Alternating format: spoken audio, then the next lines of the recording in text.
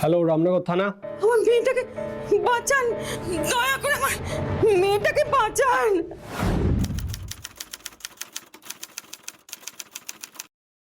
কে বলছেন আপনি?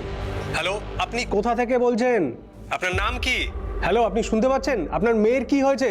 হ্যালো, আমি আমি রামনগরে মাইতিপাড়া থেকে বলছি। আপনারা তাড়াতাড়ি আসুন। আমি আর দাঁড়াতে পারছি না অফিসার। হয়তো হয়তো আমিও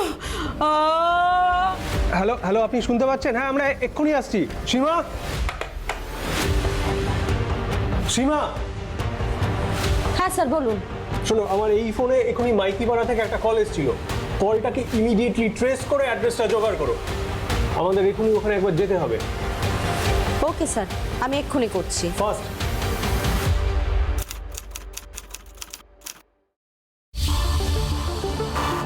বুঝলে, এখানে তো একজন পড়ে আছে। আর স্যার ওখানে আর একজন। ও, তুমি এনাকে চেক করো তো, আমি ওদিকটা দেখছি।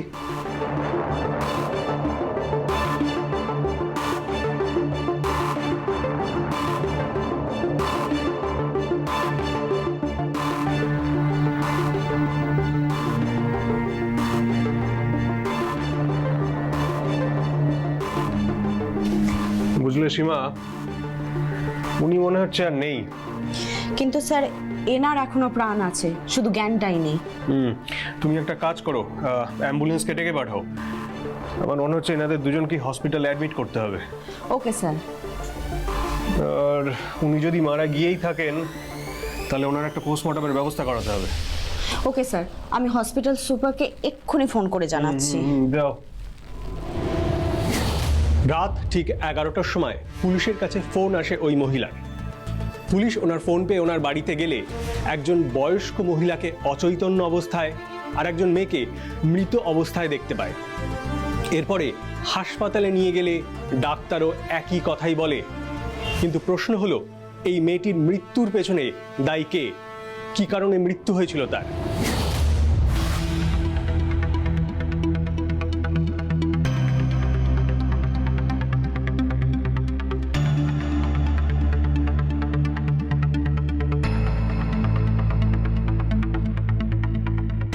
কেমন বুঝছেন ডক্টর চ্যাটার্জি?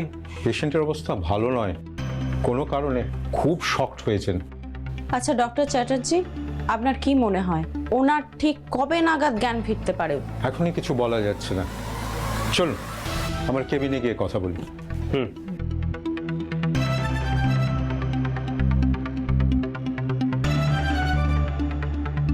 আচ্ছা ডক্টর চ্যাটার্জি, এই মেয়েটার মৃত্যু কি মাথায় কোনো ভারী জিনিস দিয়ে আঘাত করার ফলে হয়েছে, নাকি অন্য কোনো কারণ আছে? মৃত্যু তো ওই কারণেই হয়েছে, তবে তার আগে ওর শরীরে আঙুলের ছাপ পাওয়া গেছে।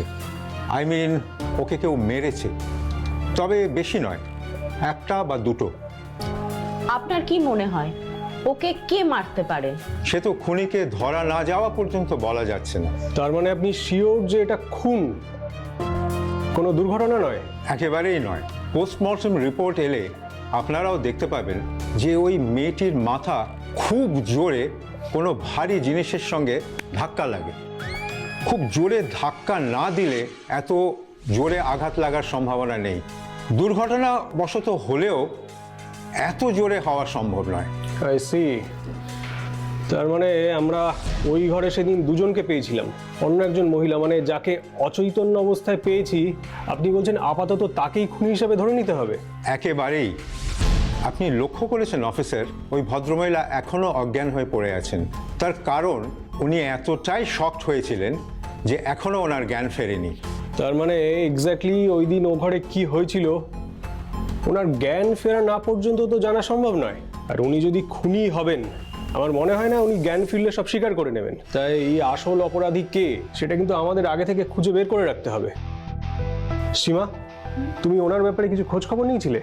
ইয়েস স্যার, যে মহিলা অজ্ঞান হয়ে আছেন ওনার নাম অঞ্জলি মাইতি, আর যে মেয়েটি মারা গেছে তার নাম জলি মাইতি, এবং তিনি এই মহিলার ছোট মেয়ে।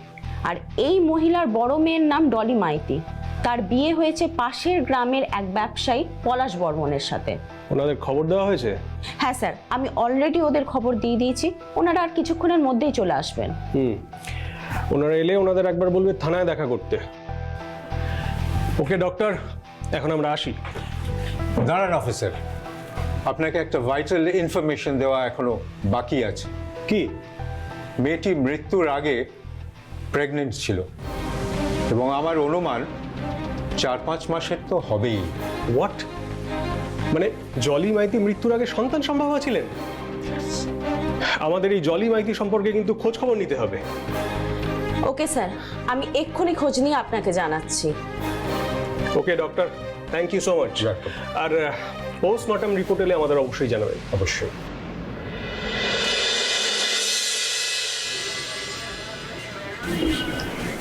স্যার।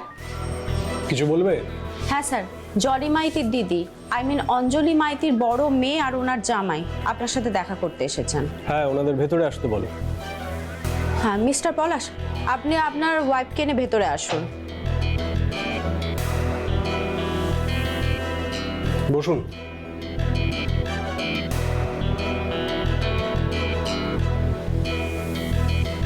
বলুন। আমার বোনের কি হয়েছে অফিসার? হাসপাতাল থেকে ফোন করে বলা হলো যে ওকে নাকি খুন করা হয়েছে।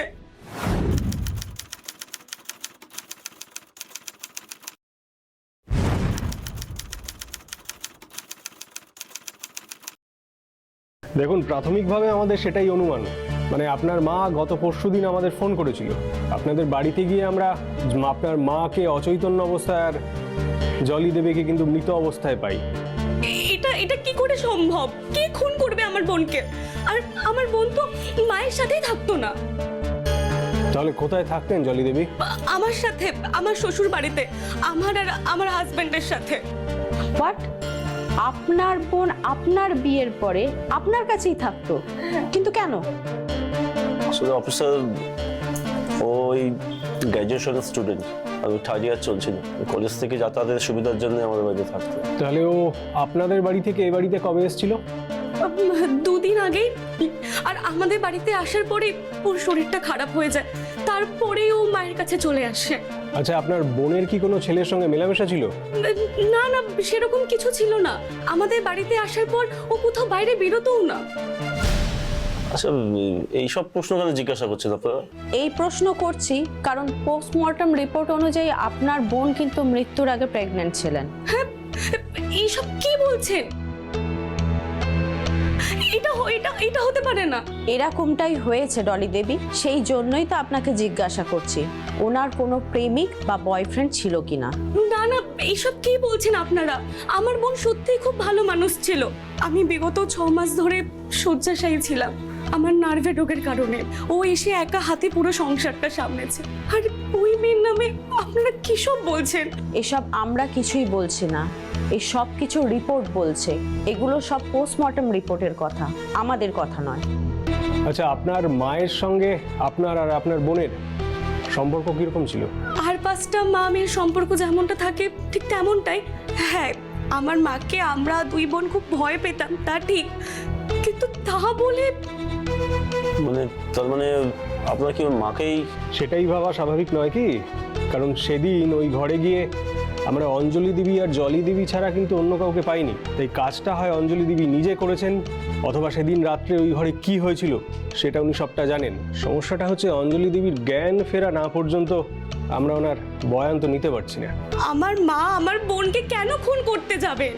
কেন সেটা তো আমরাও বলতে পারবো না, তবে আমাদের সন্দেহ কিন্তু এখন সম্পূর্ণভাবে আপনার মাকেই। এটা কি হয়ে গেল আমাদের পরিবারের সাথে? বাবা মারা যাবার পর থেকে আমার মা একা হাতে পুরো সংসারটা সামলেছে, আর আপনারা বলছেন আমার মা নাকি আমার বোনকে খুন করবে। এসব কি বলছেন আপনারা? বেশ, আপনারা তাহলে এখন আসতে পারেন। তবে যদি প্রয়োজন মনে হয় তাহলে আপনাদের আবার ডাকা হবে তদন্তের স্বার্থে।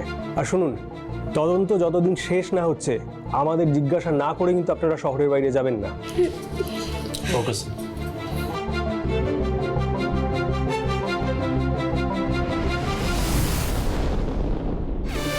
কি বুঝছেন স্যার? পুরোটাই ধোঁয়াশা, বুঝলে। অঞ্জলি দেবীর জ্ঞান ফেরা না পর্যন্ত এই কেসে সুরাহা হবে বলে তো মনে হচ্ছে না। দেখো, আমাদের কাছে এখন সবচেয়ে বড় প্রশ্ন, ওই দিন ওই রাত্রে ওই ঘরে ঠিক কি হয়েছিল।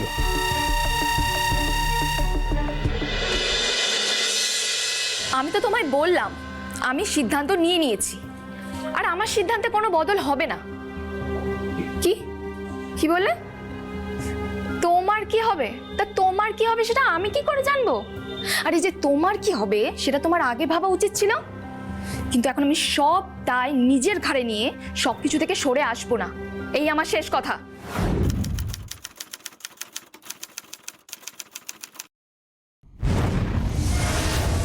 এটা কি জলি?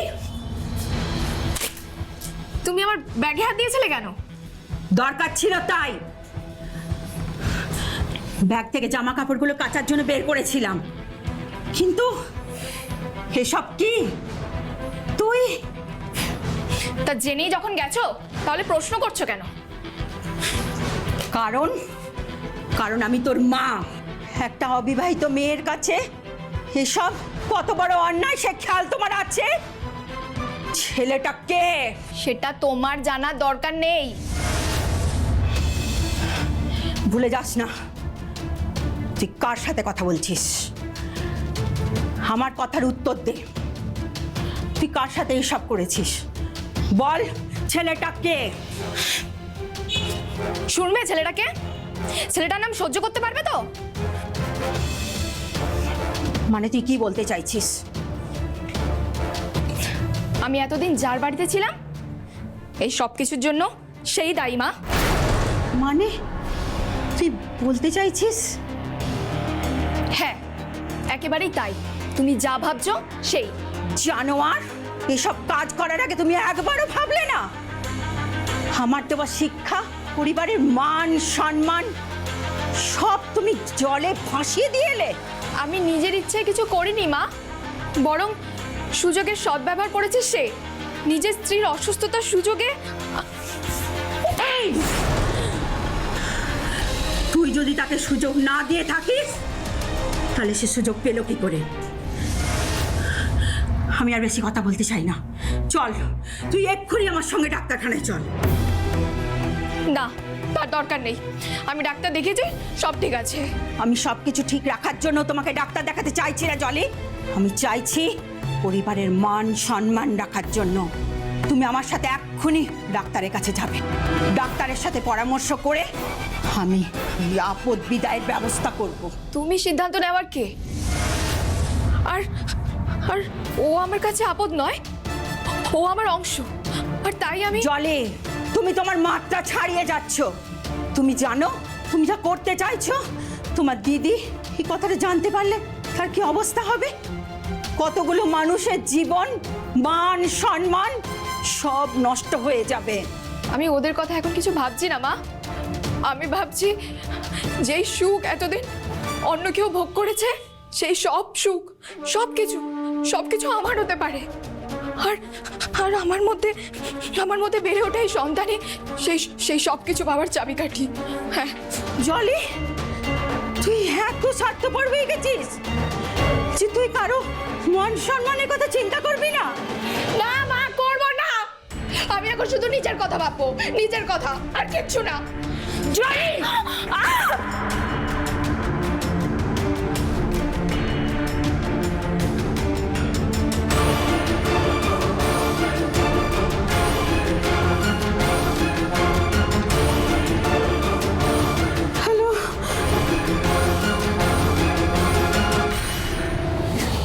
দীর্ঘ 7 দিন কেটে যায়, তবুও অঞ্জলি দেবীর জ্ঞান ফেরে না। পুলিশ এক প্রকার বাধ্য হয়েই অঞ্জলি দেবী স্টেটমেন্টের জন্য আর অপেক্ষা না করে নিজেদের কাজ অন্যভাবে করার চেষ্টা করেন, যার ফলে পুলিশের হাতে আসে নতুন এক তথ্য। স্যার, ব্যাপারটা বড় অদ্ভুত লাগছে। আমরা যে কেসটা অনায়াসে মাত্র 2 দিনে সলভ করতে পারি, এখন সেই কেসটা সলভ করার জন্য আমাদের হাতে সামান্যতম একটা ক্লু পর্যন্ত নেই। দেখো সীমা, এটাই তো আমাদের ডিউটির খেলা। যে কেস দেখতে যত সহজ মনে হয়, সে কেস তত বেশি জটিল হয়। দেখো, এই অঞ্জলি দেবীর জ্ঞান ফেরা আমাদের হাতে নেই, আর আমাদের হাতে যা আছে সেই সব তাস আমাদের বারবার উল্টে পাল্টে দেখতে হবে। বাই দ্য ওয়ে, এই জলির কল লিস্ট বার করতে বলেছিলাম, করেছিলে? হ্যাঁ স্যার, করেছি। এই সেই কল লিস্ট। আর একটা জিনিস দেখুন স্যার, সব নাম্বার যেমন তেমন, কিন্তু এই একটা নাম্বার দেখুন আমি গোল মার্ক করে দিয়েছি। এই পার্টিকুলার নাম্বারটা থেকে জলির ফোনে দুবেলা র্যান্ডামলি কল আসতো।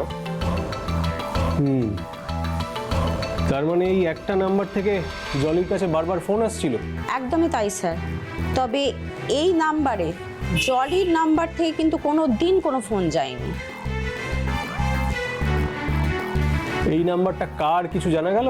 হ্যাঁ স্যার, এই নাম্বারটা মিরপুরার এক বাসিন্দা মানে হরিপদ হালদারের নামে আছে। তাহলে এই হরিপদ হালদারের সঙ্গে আমাদের একবার কথা বলতে হবে। আমি অলরেডি ওনাকে ফোন করে দিয়েছি এবং উনি কালকেই চলে আসছেন। কাল নয়, আজকেই আসতে বল। কারণ এই হরিপদ হালদার যদি আসল অপরাধী হয়, অ্যাটলিস্ট জলির পেটে থাকার বাচ্চার বাবা হয়, সহজে এ পথ মারাবে বলে তো মনে হচ্ছে না। এখনই ফোর্স রেডি করো, যেখান থেকে পারো ওকে তুলে আনো। ওকে স্যার, আমি এক্ষুনি যাচ্ছি। হরিপদ হালদার, সেদিন রাত্রে হরিপদ বাবুও ছিল কি ওই ঘরে? জানতে হবে, আমাদের জানতেই হবে। আরে বাবা, খামোকা আমাকে মারছেন কেন? বলছি তো আমি কোনো জলি মাইতি গাইতি কাউকে চিনি না।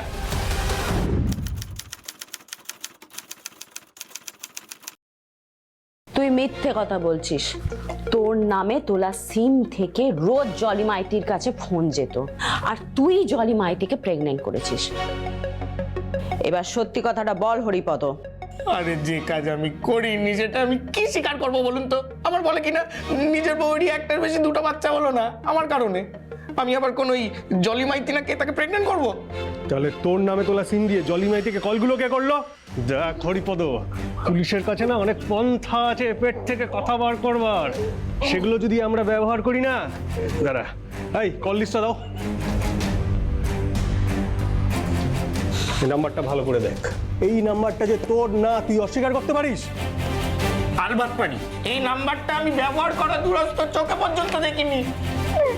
আবার মিথ্যা কথা বলছিস? এই দাঁড়ান স্যার, আপনাদের আমাকে মেরে হাতে সুখ করতে হয়, তা নয় আরো দু চার ঘা মেরে নিন, কিন্তু এভাবে অন্য মেয়ের সঙ্গে আমার নাম জুড়ে দেবেন না। আমার বউটা না ডেঞ্জারাস। ও যদি একবার জানতে পারে না আপনারা আমাকে এখানে অন্য মেয়ে ছেলের সাথে সম্পর্ক আছে এই ভেবে ধরে এনেছেন, তাহলে আমাকে আর আস্ত রাখবে না। তার মধ্যে রয়েছে আমার শাশুড়ি। ও মাগো, সে তো ট্রিপল ডেঞ্জারাস। ও মাগো। এই শোন, পুলিশ কিন্তু তোর ওই বউ আর শাশুড়ির থেকে অনেক বেশি ডেঞ্জারাস হতে পারে। তুই ভালো ভালো বলছি, সব সত্যি কথা এখনই বলে দে। আরে আমি কি সত্যি কথা বলবো বলুন তো? বলছি তো ওই সিম ওই নাম্বার কোনোটাই আমার না। তার মানে তুই বলতে চাইছিস তোর ডকুমেন্টস দিয়ে অন্য কেউ সিম তুলেছে এবং তারাই ওকে ফোন করতো? সত্যি করে বলতো, তুই তোর ডকুমেন্টস ঠিক কাকে কাকে দিয়েছিস? করতাম না। হ্যাঁ, শুধুমাত্র আমি ওই যেই পোলট্রি ফার্মে কাজ করতাম সেই মালিককে আমার সব ডকুমেন্টস দিয়েছিলাম ওই জয়েন করার সময় স্যার, কিন্তু ওই কাজ ছাড়ার পর সেগুলো আর তোলা হয়। এই তোর মালিক কে রে? কি নাম তার? কোথায় তোদের পোল্ট্রি ফার্ম? আগে মালিকের নাম পলাশ বর্মন। এই আমাদের মিরপুরেই ওনার একটা পোলট্রি ফার্ম আছে, আর ওই জমিতেই ওনার একটা বাড়িও আছে। স্যার, এই পলাশবাবু না প্রত্যেক শনিবার ওই বাড়িতে আসতেন ফুর্তি করতে।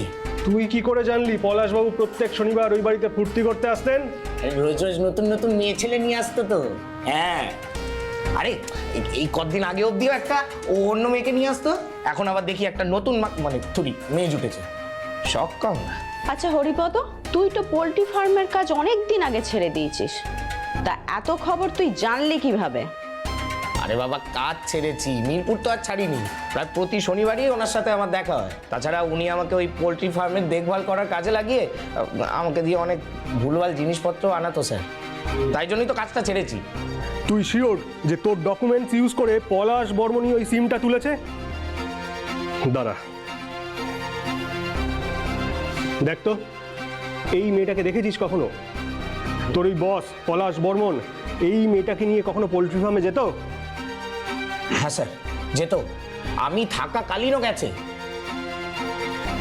আরে বলছি না স্যার, গত 6 মাস ধরে প্রতি শনিবারই এই মেয়েটাকে নিয়ে ওই পলাশবাবু ওনার ওই ফার্মের বাড়িতে যেত। আমি এটাও শুনেছি যে ওই মেয়েটা পলাশবাবুকে ওই জামাইবাবু বলে ডাকতো। এই সি এ কি কোথায় যাচ্ছ তুমি ব্যাগ নিয়ে? একটু ব্যবসার কাজের জন্য বাইরে যাচ্ছি। তুমি তো আমাকে বলোনি যে তুমি ব্যবসার কাজে বাইরে যাবে, হঠাৎ করে বাইরে যেতে হচ্ছে যে? আগে সময় পাইনি তাই বলিনি, এখন দরকার পড়লো তাই যাচ্ছি। শোনো না, তোমার কথা বলি, ফালতু তোমাকে বিরক্ত করো না, যেতে দাও আমাকে। আর শোনো, কেউ যদি আমার খোঁজ করে না, বলবে আমি কোথায় গেছি তুমি কিছু জানো না। তুমি আর কিছু একটা লুকাচ্ছ আমার কাছ থেকে, জানো তো? ছাড়ো এটা ছাড়ো। কি লুকাবো? তোমাকে বললাম ব্যবসা কাজের জন্য আমি বাইরে যাচ্ছি। তুমি বলছো কেউ আসলে বলতে না, এইভাবে চলে যাচ্ছ হঠাৎ করে। বলো কোথায় যাচ্ছ তুমি? কি বলবো তোমাকে? কি বোঝো তুমি ব্যবসা যে তোমাকে ডিটেলে আমাকে বলতে হবে? আর বলে বা কি লাভ হবে তোমাকে? দেখো ছাড়ো, আমাকে বিরক্ত করো না। আরে কোথায় যাচ্ছ বলে তো ছাড়ো তুমি। আমি বলছি, উনি এখন আমাদের সাথে যাচ্ছেন থানায়। থানায় যাচ্ছে মানে? ও কি করেছে যে থানায় যাবে? পরে সব জানতে পারবেন। এখন শুধু এটুকু জেনে রাখুন, আপনার বোন জলি মাইতির মৃত্যুর দায় আমরা ওনাকে গ্রেফতার করছি। না না, জলিকে আমি খুন করিনি, প্লিজ বিশ্বাস করুন আমাকে। জলি যখন খুন হয় আমি বাড়ির মধ্যেই ছিলাম না, আশেপাশে কোথাও ছিলাম না আমি। তাতে কি হয়েছে? আপনি তো জলির মৃত্যুর আগে ওনার সাথে ফোনে কথা বলেছেন, আর সেই ফোন নাম্বারের সিম আপনি হরিপদ হালদারের ডকুমেন্টসে তুলেছেন। এইসব আপনারা কি বলছেন? আমি তো কিছুই বুঝতে পারছি না। বললাম তো, আপনি পরে সব বুঝতে পারবেন। এখন ওনাকে আমাদের সাথে যেতে হবে, এটাই আমার শেষ কথা। চলুন। আর বিশ্বাস করুন আমি খুন করিনি, প্লিজ প্লিজ বিশ্বাস করুন, আমি সত্যি বলছি আমি খুন করিনি। আমি জানতে চাই কেন আমাকে এখানে আনা হয়েছে। আমি যে জলিকে খুন করেছি তার কোনো প্রমাণ আছে আপনাদের কাছে? আরে বিশ্বাস করুন, আমি সত্যি বলছি স্যার, আমি খুন করিনি। আমি তো বলি যে যেদিনকে জলি খুন হয় সেদিনকে আমি বাড়ির আশেপাশেই ছিলাম না। সেটা আমরা জানি, কিন্তু যেটা জানি না সেটা হলো তোমার শালি জলি মাইতির সঙ্গে তোমার সম্পর্কটা ঠিক কেমন ছিল। আর 5টা জামাইবাবুর সঙ্গে শালির যেমন সম্পর্ক থাকে তেমনই ছিল। আমি সবসময় চাইতাম ও পড়াশোনা শিখে বড় হোক। তাই ওকে এই বয়সে প্রেগন্যান্ট করেছিলেন।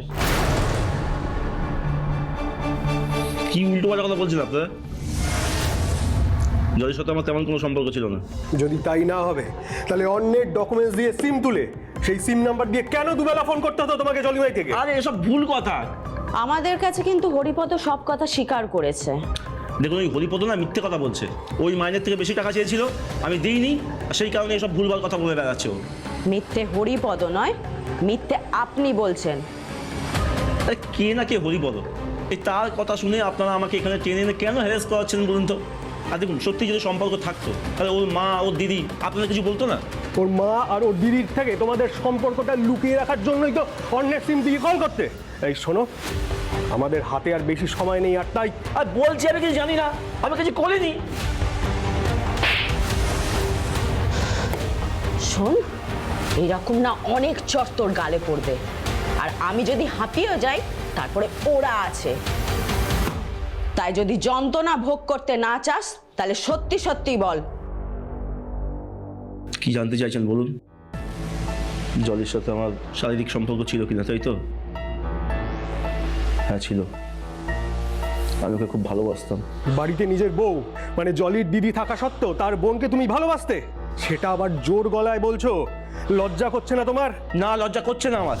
তার কারণ যে সম্পর্কটা আমাদের হয়েছিল সেটা আবার পরিস্থিতির চাপে হয়েছিল। এরকম জলি যখন আমাদের বাড়িতে পড়তে আসে তখন আমার স্ত্রী ডলি ওর ভারী নার্ভের অসুখ, প্যারালাইজড হয়ে পড়ে। তখন জলি নিজের হাতে করে ওর দিদির যত্ন নেওয়া থেকে শুরু করে পরিবারের যাবতীয় দায়িত্ব নিজের কাঁধে তুলে নেয়। দিদি, এই নে তোর খাবারটা এনেছি, খেয়ে নে। তারপর অনেকগুলো ওষুধ আছে, সেগুলোও খেতে হবে তো।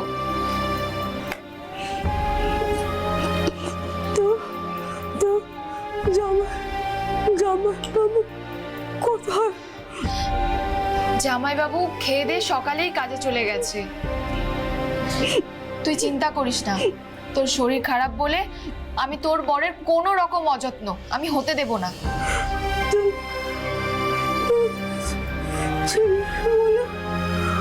আমার সংসারটা বেঁচে গেল, ব্যাপারটা ভেসে যেত। কেন এরকম কথা বলছিস দিদি? এতদিন যে আমিও তোদের সংসারে আছি আর এখান থেকেই পড়াশোনা করছি, আর সেটাও সম্ভব হয়েছে শুধুমাত্র তোদের জন্য। তাছাড়া তুই আমার বড় দিদি, তোর শরীর খারাপের সময় আমি যদি তোর পাশে এসে না দাঁড়াই তবে কে দাঁড়াবে বল? জামাই বাবুকে বলে একটা কাজের লোক রাখ, এত কাজ করলে পড়াশোনা করবি কখন? আমি আমার পড়াশোনা ঠিক করে নেব, তোকে এত ভাবতে হবে না। আমি কি আর কখনো ঠিক হব? আমার জন্য তোকে বিয়ে না করে আমার সংসারটা তোকে সামলাতে হচ্ছে। ভালোই তো হচ্ছে, প্র্যাকটিস হয়ে যাচ্ছে। আর তুই কি আমার পর? তুই হলে আমার দিদি, আর দিদির শরীর খারাপে আমি বোন হয়ে এতটুকু করতে পারবো না? তুই এসব না ভেবে এখন তাড়াতাড়ি খা তো, দেখি হা কর।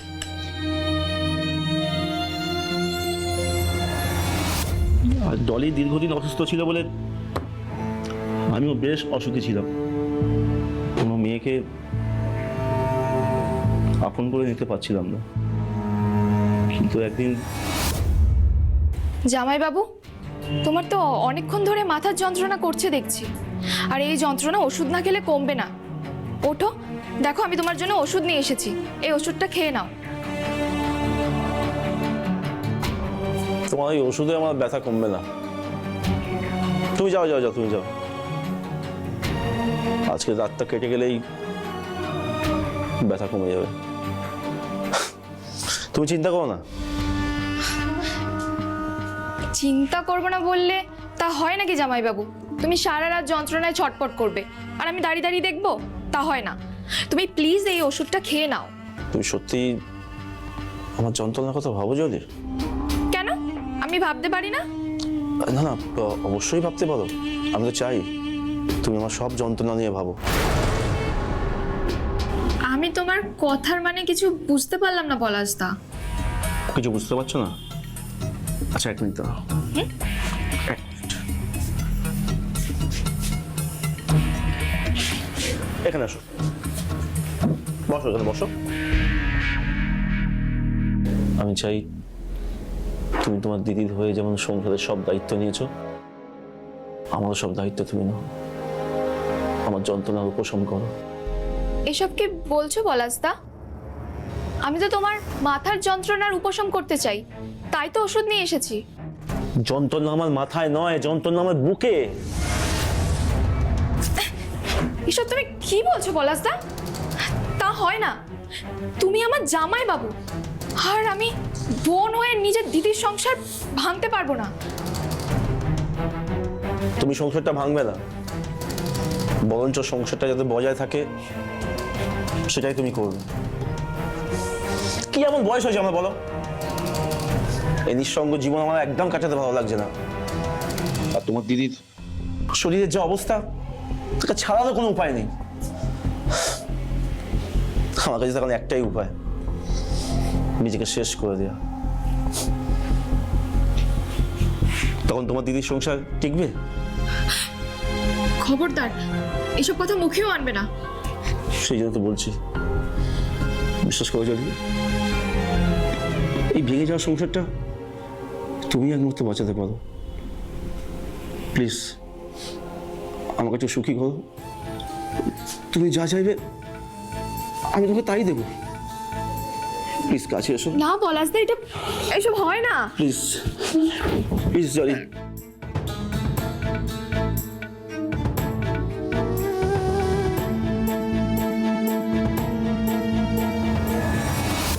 এরপর জলির সাথে প্রতি রাত্রি আমার সহবাস চলতো। ডলি অসুস্থ থাকার জন্য তাই আর কেউ বাধা দেওয়ার মতনও ছিল না। তারপর ধীরে ধীরে জলি আমার জীবনে ডলির জায়গা নিল। আমার সংসারটাকে ও নিজের সংসার মনে করতে শুরু করলো। ও দিদিরও কোনো অযত্ন রাখতো না। তারপর কি হলো? তারপর ডলির শরীর বাদ ছাড়লো, মানে?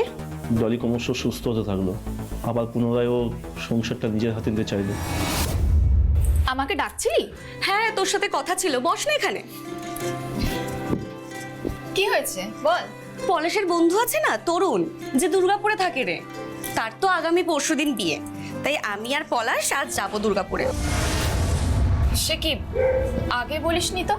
আরে আমাদেরই যাওয়ার কোনো ঠিক ছিল না, আমি তো অসুস্থ ছিলাম, তুই তো জানিসই সবটা।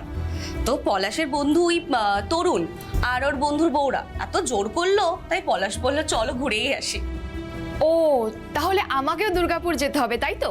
ঠিক আছে, আমি জামা কাপড় সবকিছু গুছিয়ে নিচ্ছি, একটু আগে বললে সুবিধা হতো। এই যা। আরে শোন শোন, আমার কথাটা শোন। তুই দুর্গাপুর যাচ্ছিস না, তুই মায়ের কাছে যাচ্ছিস। মানে? দেখ, আমার শরীর খারাপ করে করে তো তুই মায়ের কাছে যেতেই পারিসনি। তাছাড়া ওখানে পলাশ আর আমি থাকবো, আর ওর বন্ধুর বউরা থাকবে, সেখানে তুই ওখানে কি কি করবি? কেন? তুই যা করবি আমিও তা করব? পাগলি মেয়ে একটা।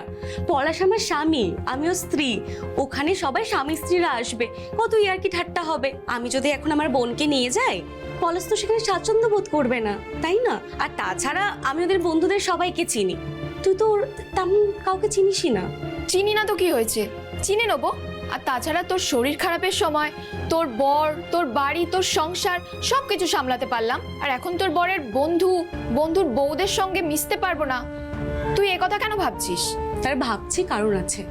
আমি চাই না তুই বড়দের ওখানে তুই যাস, আর তুই যা করেছিস তুই আমার বোন হয়ে করেছিস সমস্ত কিছু, কিন্তু পলাশের পরিবার, সংসার, বন্ধুদের কাছে আমি তো ওরই ওয়াইফ, তাই না? তাই এই ক্ষেত্রে বউয়ের সাথে শালি যাবে, এটা কি ভালো দেখায় তুই বল? তুই যা না, মায়ের কাছে গিয়ে ঘুরে আয়, আমরা আসলে আবার নয় চলে আসিস, তাতে তো কোনো অসুবিধা নেই। বাহ দিদি বাহ, তুই যখন এতদিন অসুস্থ ছিলিস, শুয়েছিলিস, তখন তোর দেখাশোনা করা থেকে শুরু করে তোর বরের দেখাশোনা, এই সংসার সামলানো, সবকিছু আমি নিজে সামলেছি, নিজে হাতে করেছি। আর তুই যখন অমনি সুস্থ হয়ে গেলি, তখন আমাকে দুধের ওপর পড়া মাছির মতো তুলে ফেলে আমাকে আলাদা করে দিয়ে তুই এই বাড়ির ওপর কর্তৃত্ব ফলাতে চাইছিস? এইসব তুই কি বলছিস? তোকে দুধের ওপর পড়া মাছে কেন ভাববো? যা বলছি তোর ভালোর জন্যই বলছি। আর তাছাড়া এই বাড়ি, সংসার, পলাশ সবকিছু তো আমারই, তো এই বাড়িতে কর্তৃত্ব আর কে ফলাবে? আমি। আর এতদিন আমি যা কিছু করলাম তার কোনো দাম নেই? কেন দাম থাকবে না বলতো? তুই যা করেছিস তুই আমার বোন তাই করেছিস, তা বলে তো সংসারটা তোর হয়ে যায় না, তাই না? এই পরিবার, পলাশ সবকিছু তো আমারই। যখন তুই বিয়ে করবি তখন বুঝবি, বুঝেছিস তো? যা রেডি হয়ে নে, মার কাছে যেতে হবে, যা যা। সেখানেই জলি বেঁকে বসলো। কিরকম? ইতিমধ্যে জলির সাথে আমার সম্পর্ক আরো গভীর হয়েছে। একদিন হঠাৎ জলি আমাকে রাতে জানালো সে প্রেগনেন্ট। অবশ্যই আগেও দুবারও প্রেগনেন্ট ছিল, কিন্তু নিজে থেকেই অ্যাবর্শন করাতে রাজি হয়, কিন্তু এইবারে পুরো বেঁকে বসলো। সব কি বলছো জলি তুমি? দেখো, এই সময় যদি বাচ্চাটা তুমি নষ্ট না করো, সর্বনাশ হয়ে যাবে। তো তুমি দেখছো তোমার দিদির শরীর কিন্তু ক্রমশ সুস্থ হয়ে উঠছে। দেখো, এরপর যদি বাচ্চাটা তুমি নষ্ট না করো না, বোঝার চেষ্টা করো, আমি কিন্তু দুজনকে স্থির মর্যাদা দিতে পারবো না। তাহলে দিদিকে ডিভোর্স দিয়ে দাও, কিন্তু আমি আমারই বাচ্চা আর নষ্ট করব না। দুম করে এরকম তোমার দিদিকে ছাড়তে বললে আমি ছাড়তে পারবো না। এই সমাজ আছে, পরিবার আছে, বাড়ি আছে, কি জবাব দেবে বলো তুমি সবাইকে? তাও নয় হতো যদি অন্য কোনো মেয়ে হতো। এটা তোমার নিজের দিদি, তুমি তার বোন। তিল তিল করে গড়ে তোলা রেপুটেশন। তোমার রেপুটেশনের কথা ভাবতে গিয়ে আমি তো নিজেকে পথে বসাতে পারবো না, তাই না? আর তুমি, এই বাড়ি, সবকিছু তো আমার, পলাশ। আর এই সবকিছুকে এতদিন নিজের করে পেতে আমি আমার মান, সম্ভ্রম সবকিছু তোমাকে উজাড় করে দিয়েছি। আজ তুমি আমাকে ছেড়ে আমার দিদিকে নিয়ে সুখে সংসার করবে, সেটা তো আমি কিছুতেই হতে দেব না। দেখো জ্যোতিষ, তুমি বোঝার চেষ্টা করো, তুমি যা করছো ভুল করছো। আমি তো তোমাকে বলেইছি, দেখো তোমার কোনো কিছু অভাব রাখবো না, তোমার এককালীন যত টাকা লাগবে আমি তত টাকা দেবো। প্লিজ লক্ষ্মী, বাচ্চাটাকে একবার। কিছুতেই না, তুমি খালি কিছু টাকা দিয়ে নিজের দাল ঝাড়তে চাইলেও আমি তো সেটা হতে দিতে পারবো না।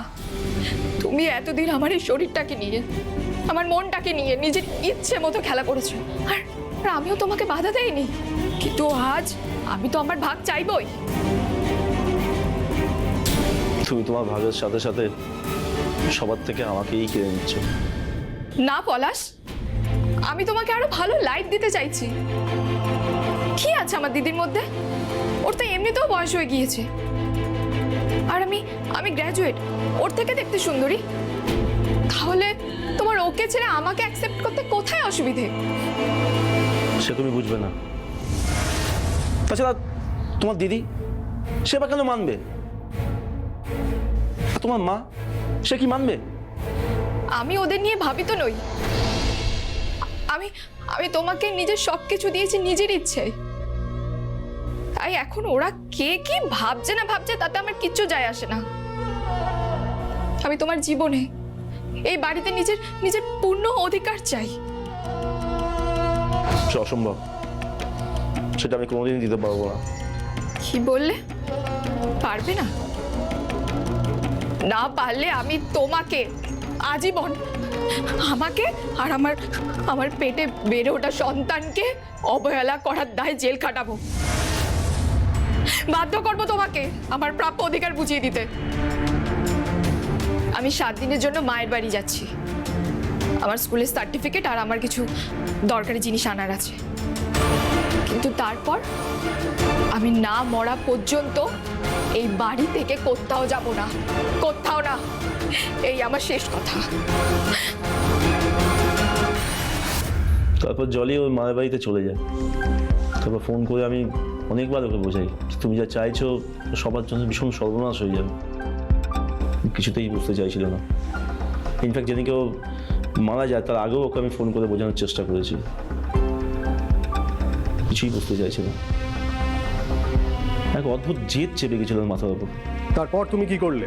তারপর আমি আর কোনো উপায় না দেখে ওর মাকে ফোন করি আমি। মানে অঞ্জলি দেবী?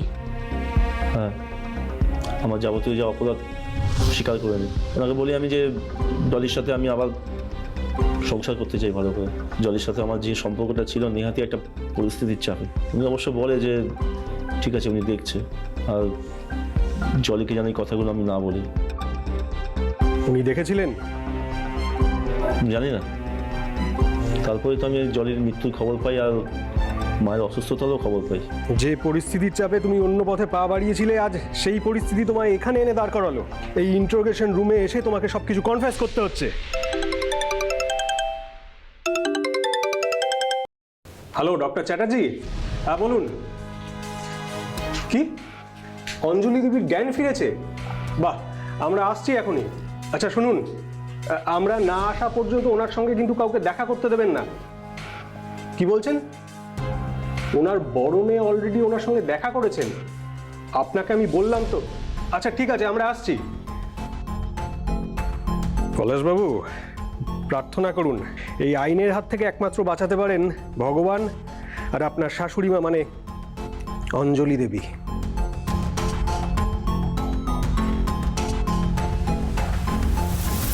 ডক্টর চ্যাটার্জির কাছে অঞ্জলি দেবীর জ্ঞান ফেরার খবর শুনেই পুলিশ সেখানে চলে যায় অঞ্জলি দেবীর স্টেটমেন্ট নিতে। কিন্তু পুলিশ অঞ্জলি দেবীর কাছে পৌঁছবার আগেই সেখানে প্রবেশ করে ডলি, মানে পলাশের স্ত্রী। আর সেই কারণে আমাদের পরবর্তী কাজটা অনেক সহজ হয়ে যায়। এইসব কি হয়ে গেল মা আমাদের সাথে? এইভাবে বোন আমাদেরকে ছেড়ে চলে গেছে, আর পুলিশ ওর খুনের দায়ে পলাশকে ধরে নিয়ে গেছে। কিচ্ছু বুঝতে পারছি না। বুঝতে না পারলেও আমি সবটাই জানি। এই ঘটনা অনেকদিন আগে থেকেই আমি জানতাম। তাহলে আমাকে বলনি কেন? কি হয়েছে বলো আমাকে। তা জানাটা গুরুত্বপূর্ণ নয়, গুরুত্বপূর্ণ হচ্ছে যে তুই যদি জানিস যে তোর স্বামী অন্য একটা মেয়ের সাথে কিছুদিনের জন্য সম্পর্কে জড়িয়ে গিয়েছিল, তাহলে কি তুই তার সঙ্গে সংসার করতে চাইবি? এসব এসব কি বলছো মা? পলাশের অন্য কারোর সাথে সম্পর্ক আছে? আছে না, ছিল, এখন আর নেই। কিন্তু তোর সে অধিকার আছে সিদ্ধান্ত নেওয়ার। তুই আমাকে বল যে তুই কি চাস। আমি আমি মানে আমি আমি পলাশের সাথেই থাকবো। যদি পলাশ অন্য কোনো মেয়ের কাছে গিয়ে থাকে সেটা ভুল করেছে, কিন্তু এই একটা ভুলের জন্য আমি পলাশকে ছাড়তে পারবো না মা, পারবো না। ওকে ছাড়া থাকতে পারবো না মা। ব্যাস, তুই চিন্তা করিস না। আমি বেঁচে থাকতে তোর আর পলাশের মধ্যে কোনো আঁচ আসতে আমি দেব না। দরকার হলে আমি পুলিশকে সব সত্যি কথা বলবো, কিন্তু তোদের সংসারে আমি আঁচও আসতে দেব না। আমি তোদের সংসার ভাঙতে দেব না। তোমার কি হবে মা? কি করেছো তুমি? পুলিশ এলেই সব জানতে পারবে। আমি ডাক্তারবাবুকে বলেছি পুলিশকে খবর দিতে। পুলিশ এলে সব শুনতে পাবি। পলাশকে বলবি ওর চরিত্র বদলাতে। ওর চরিত্র আমার কাছে অজানা নয়। নেহাত তুই চাস ওর সঙ্গে সংসার করতে, তাই আমি ওকে বরদাস্ত করছি। আসতে পারি? আসুন অফিসার। কেমন আছেন আপনি এখন? ভালো আছি, তবে মাথাটা একটু। দেখুন, আপনি জানেন নিশ্চয়ই যে আপনার ছোট মেয়ে আর নেই। আপনার মেয়ের কেসটাতে আপনার স্টেটমেন্ট কিন্তু আমাদের কাছে খুবই গুরুত্বপূর্ণ, আর তাই বলবো, সব বলবো। তার আগে আমি চাই জামাই পলাশকে আপনারা ছেড়ে দিন। ও যা করেছে ভুল করেছে, কিন্তু আইন ওকে শাস্তি দিতে পারে না। আমি ওর এগেনস্টে কোনো কমপ্লেন করতে চাই না। দেখুন, পলাশকে যদি আমাদের ছেড়ে দিতেই হয় তাহলে তো আমাদের জানতে হবে আপনার ছোট মেয়ে জলিকে খুনটা কে করলো। আমি মেরেছি আমার মেয়েকে। মানে আপনি নিজের হাতে নিজের মেয়েকে খুন করেছেন? না, আমি নিজের হাতে মারিনি। এটা নিছক একটা দুর্ঘটনা। আমি ওকে শাসন করতে গিয়েছিলাম, হঠাৎ করে টেবিলের ওই কোণায় ওর মাথাটা লেগে গিয়েছে। যা হয়েছে তা মঙ্গলের জন্যই হয়েছে। আপনি মা হয়ে কথা বলছেন? উপায় কি বলুন? আমার এক মেয়ের কারণে যদি অন্য মেয়ের সংসারটা ভেঙে যায়, আবার সেই মেয়ের মৃত্যুর কারণে যদি সেই মেয়ের সংসারটা জুড়ে যায়, সেটাই তো ভালো, তাই না? আপনার কাছে আমার একটাই অনুরোধ, আপনি পলাশ আর ওকে এর মধ্যে জড়াবেন না। তাতে আমার যা শাস্তি হয় হোক, এদের কোনো দোষ নেই। বেশ, তবে তাই হবে। আপনি যখন নিজের মুখেই সব কিছু স্বীকার করছেন, এবার দেখা যাক এভিডেন্সও যদি তাই বলে তাহলে। হ্যাঁ, এভিডেন্স তাই বলবে, কারণ সেদিন আমি আর জলি ছাড়া ওই রুমে কেউ ছিল না।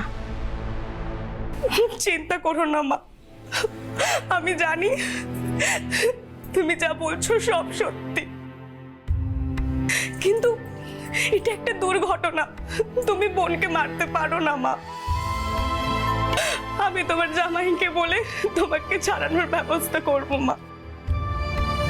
আমার মুক্তির থেকেও তুই আর পলাশ ভালো থাক, এটাই আমি চাই। জলি তো আর সংসার করতে পারল না।